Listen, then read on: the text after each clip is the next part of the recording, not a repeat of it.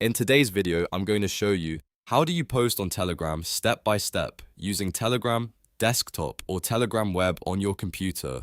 If you've ever wanted to send a message, share a file, or post into a group or channel, this guide will walk you through the process clearly and quickly. And if this video helps you out, make sure to hit the like button and subscribe for more simple tech tutorials just like this one. Let's jump right in. First, open Telegram desktop on your computer or launch Telegram web in your browser. Once you're signed in, you'll see your chats, groups, and channels listed on the left side of the screen.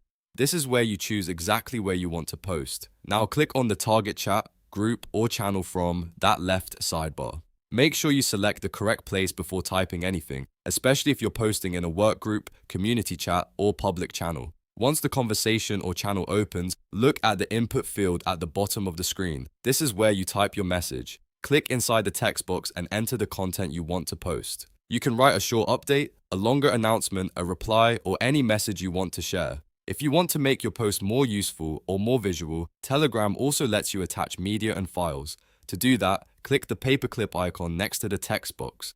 From there, you can upload photos, videos, documents, and other files straight from your computer folders. This is especially helpful if you want to share images, a PDF, or a video with your audience.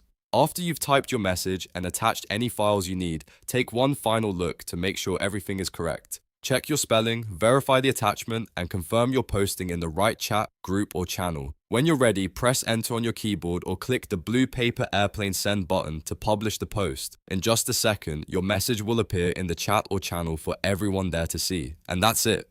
That is how you post on Telegram from your computer using Telegram desktop or Telegram web. It's a simple process once you know where the message box, attachment button, and send button are located. If this tutorial helped you, please give it a thumbs up and subscribe for more easy walkthroughs. Thanks for watching, and I'll see you in the next video.